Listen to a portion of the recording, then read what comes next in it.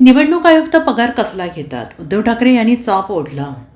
मुंबई महापालिका निवडणुकीकडे सर्व देशाचं लक्ष लागलेलं आहे.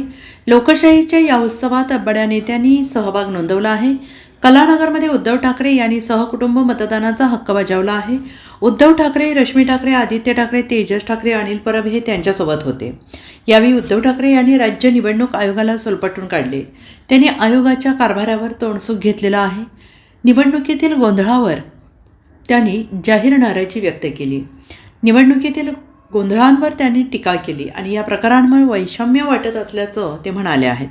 मुंबईसह राज्यातील इतरही महापालिकेमधून निवडणूक आयोगाच्या गोंधळाविषयी फोन येत असल्याचं उद्धव ठाकरे यांनी म्हटलेलं आहे.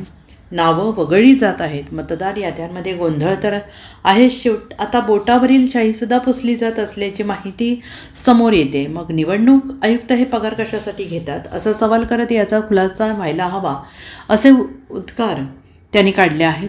निवडणूक आयुक्तांवर एक बंधन हवे. मुंबई महापालिका निवडणुका या 9 वर्षांनी होत आहेत. मग एवढ्या वर्ष निवडणूक आयोग आणि आयुक्त कर्मचारी काय करत होते असा परखड सवाल त्यांनी विचारला आहे.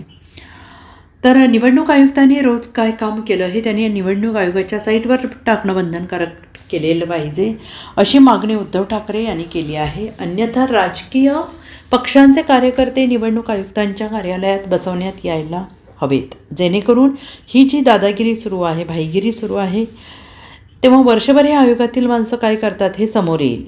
निवडणूक याद्यांचा खूळ ताबडतोब थांबवला गेला पाहिजे, नाहीतर निवडणूक आयुक्तांवर कारवाई झाली पाहिजे असंही उद्धव ठाकरे यांनी म्हटलेलं आहे. आम्ही सर्व कुटुंबियांनी एकत्रितपणाने मतदान केलेलं आहे. मी जिथे जिथे निवडणुका आहेत तिथल्या सर्व मतदारांना विनंती करेन की आपण आपला मतदानाचा अधिकार बजावा आणि या देशातली, राज्यातली, शहरातली लोकशाही जिवंत ठेवा. त्याचबरोबर आणखीन एका गोष्टीचं मला वैषम्य वाटते की सकाळपासून मला वेगवेगळ्या ठिकाणातून, मुंबईतून आणि इतर शहरातून पण फोन येत आहेत. निवडणूक याद्यांचा गोंधळ आहेच, नावं वगळली जात आहेत, इथली तिथे जात आहेत, गोंधळ काय संपत नाही आहे. शाईसुद्धा काही ठिकाणाची मला कळवण्यात आलं की बोटावरची शाई पुसली जाते. मला असं वाटतं निवडणूक आयुक्त हे पगार कसला घेतात ह्याचाही आता खुलासा झाला पाहिजे आणि निवडणूक आयुक्तांवरती एक बंधन पाहिजे की 365 दिवस आता या तर 4 वर्ष, म्हणजे एकूण पाहिलं तर महापालिका निवडणुका, मुंबईची महापालिका निवडणुकी 9 वर्षांनी होते. मग 9 वर्ष जे निवडणूक आयुक्त आणि त्यांचा कर्मचारी वर्ग काय करत होता, आता रोज निवडणूक आयुक्तांना सुद्धा त्यांच्या साईटवरती आज त्यांनी काय केलं हे सांगणं बंधनकारक केलं पाहिजे.